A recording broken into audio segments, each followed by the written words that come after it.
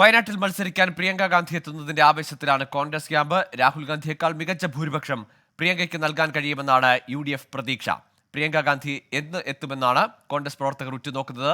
സുർജിത്ത് അയ്യപ്പത്ത് ചേരുന്നുണ്ട് വിശദാംശങ്ങളുമായി വയനാട്ടിൽ നിന്ന്. സുർജിത്ത്, ഇന്നലെ തന്നെ നമ്മൾ ആ പ്രഖ്യാപനം വന്ന് തൊട്ടു പിന്നാലെ വലിയ ആവേശ പ്രകടനവും ആഹ്ലാദ പ്രകടനങ്ങളും ഒക്കെ കണ്ടതാണ്.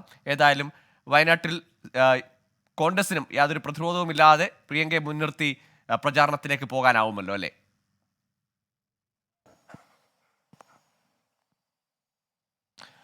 ഗോകുൽ, നിലവിലെ സാഹചര്യത്തിൽ UDF പൊതുവെ അനുകൂലമായ ഒരു സ്ഥിതി ഉണ്ടാകുമെന്നുള്ള പ്രതീക്ഷയാണ് പാർട്ടി നേതൃത്വം, കോൺഗ്രസിന്റെയും മുസ്ലിം ലീഗിന്റെയും എല്ലാ തന്നെ നേതാക്കൾ പങ്കുവയ്ക്കുന്നത്. അതിന്റെ കാരണം രാഹുൽ ഗാന്ധിക്ക് പകരക്കാരിയായി ഈ പ്രിയങ്ക ഗാന്ധി തന്നെ എത്തുന്നതോടുകൂടി സ്വാഭാവികമായും വലിയ രീതിയിൽ രാഹുൽ ഗാന്ധിക്ക് ലഭിച്ചതിനേക്കാൾ വലിയ ഭൂരിപക്ഷം നൽകാൻ കഴിയുമെന്നുള്ള പ്രതീക്ഷയാണ് ഇവർ പങ്കുവയ്ക്കുന്നത്. മണ്ഡലത്തിന്റെ ചരിത്രത്തിൽ, അതായത് മണ്ഡലം 2009 രൂപീകരിക്കപ്പെടുന്നത്. ഇതിനുശേഷം നടന്ന എല്ലാ തെരഞ്ഞെടുപ്പുകളിലും UDF കൃത്യമായ മെജോറിറ്റിയുള്ള മണ്ഡലമാണ്. അതായത് മറ്റ് കക്ഷികളെ അപ്രസക്തമാക്കും വിധത്തിലേക്ക് UDF വളർച്ചയുള്ള ഒരു മണ്ഡലം തന്നെയാണിത്. കാരണം ഘട്ടം ഘട്ടമായി MI ഷാനവാസ് നേരത്തെ MP ആയിരുന്നപ്പോഴും അതോടൊപ്പം അതിന്റെ പിന്നാലെ കഴിഞ്ഞ 2019 തെരഞ്ഞെടുപ്പിൽ രാഹുൽ ഗാന്ധി ഇവിടേക്ക് വരുന്നത് ഒരു UPAക്ക് വലിയ തിരിച്ചടിയെല്ലാം തന്നെ നേരിട്ട ആ ഒരു ഘട്ടത്തിലാണ് ഇവിടേക്ക് എത്തിയത്. അമേഠിയിൽ പോലും പരാജയപ്പെടുന്ന ഒരു സ്ഥിതി രാഹുൽ ഗാന്ധിക്ക് ഉണ്ടായി. പക്ഷേ വയനാട് അദ്ദേഹത്തെ ചേർത്ത് പിടിക്കുന്ന നിലയാണ് ഉണ്ടായത്. അതും ഭൂരിപക്ഷം എന്ന് പറയുന്നത് 4,30,000-ലധികം വോട്ടുകളുടെ ഭൂരിപക്ഷം രാഹുൽ ഗാന്ധിക്ക് നൽകി. 7 ലക്ഷത്തിലധികം വോട്ടുകൾ അദ്ദേഹത്തിന് നൽകാൻ കഴിഞ്ഞു എന്നുള്ളതാണ്. അത് അത്രയും വലിയൊരു ഒരുപക്ഷെ സംസ്ഥാന ചരിത്രത്തിൽ തന്നെ ഏറ്റവും വലിയ ഭൂരിപക്ഷത്തിലേക്ക് രാഹുൽ ഗാന്ധി വയനാട്ടിൽ നിന്ന് ഉയർന്നു. അതിന്റെ പ്രതിഫലനം എല്ലാ മണ്ഡലങ്ങളിലും കഴിഞ്ഞ 2019 തെരഞ്ഞെടുപ്പിൽ ഉണ്ടായി. UDF കൃത്യമായ രീതിയിൽ മെജോറിറ്റി ഉണ്ടായി.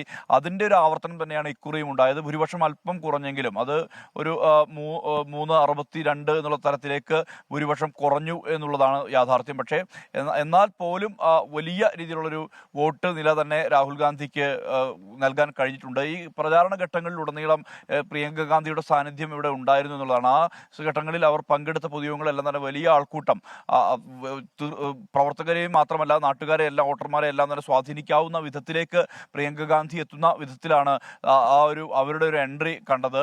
ഇപ്പോൾ ഏറ്റവും ഒടുവിൽ രാഹുൽ ഗാന്ധി ഇവിടേക്ക് ഈ നന്ദി പറയാൻ വേണ്ടി എത്തിയ ഘട്ടത്തിൽ അദ്ദേഹം പറഞ്ഞ കാര്യം ഈ വയനാടിനും റായ്ബറേലിക്കും ഒരുപോലെ സന്തോഷം പകരുന്ന ഒരു തീരുമാനം ഉണ്ടാകുമെന്നുള്ളതാണ്. ഇതിനിടയിൽ ധാരാളം ഫ്ലക്സ് ബോർഡുകളും മറ്റും ഉയർന്നിരുന്നു പ്രിയങ്ക ഗാന്ധിയെ ഇവിടെ മത്സരിപ്പിക്കണമെന്നുള്ള ആവശ്യം ഉന്നയിച്ചുകൊണ്ട്. പക്ഷേ അതിന്റെ എല്ലാം തന്നെ ഒരു അംഗീകാരം എന്നുള്ള നിലയിൽ തന്നെ ആയിരിക്കാം ഒരുപക്ഷെ പ്രിയങ്ക ഗാന്ധിയെ ഇവിടെ അവതരിപ്പിക്കാനുള്ള തീരുമാനത്തിലേക്ക് എത്തിയത്. സംസ്ഥാന നേതൃത്വവും അത്തരത്തിലുള്ള നിലപാട് കൈക്കൊണ്ടു എന്നുള്ളതാണ് മനസ്സിലാക്കുന്നത്. എന്തായാലും ഈ പ്രിയങ്ക ഗാന്ധി എത്തുന്നതോടുകൂടി തെരഞ്ഞെടുപ്പിന്റെ കളം മാറും എന്നുള്ളതിനാണ് പ്രതീക്ഷ പ്രകടിപ്പിക്കുന്നത്. ഭൂരിപക്ഷം 5 ലക്ഷത്തിലേക്ക് ഉയർത്താൻ വയനാടുമായി വൈകാരിക ബന്ധം സ്ഥാപിച്ചെടുക്കാൻ രാഹുൽ ഗാന്ധിക്ക് സാധിച്ചിരുന്നു. ആ വൈകാരിക ബന്ധം തന്നെയാണ് ഇന്നലെ പ്രിയങ്ക ഗാന്ധിയാണ് ഇനി എത്തുന്നത് എന്ന് പറയുമ്പോൾ പോലും രാഹുലിന്റെ വാക്കുകളിലൊപ്പം പ്രിയങ്കയും അത്തരത്തിലൊരു വൈകാരിക ബന്ധം വയനാടുമായി സൂക്ഷിക്കും എന്നതാണ് പ്രഖ്യാപിച്ചത്. സുർജിത്ത് അയ്യപ്പത്താണ് വിവരങ്ങൾ നൽകിയത്. ലോകത്തെവിടെയായാലും ഏത് സമയത്തും 24 വാർത്തകളും ഓഗ്മെന്റഡ് റിയാലിറ്റി പാക്കേജുകളും എക്സ്പ്ലെയിനറുകളും വിശദമായി കാണാൻ ഞങ്ങളുടെ YouTube ചാനൽ നിങ്ങൾക്ക് സബ്സ്ക്രൈബ് ചെയ്യാം.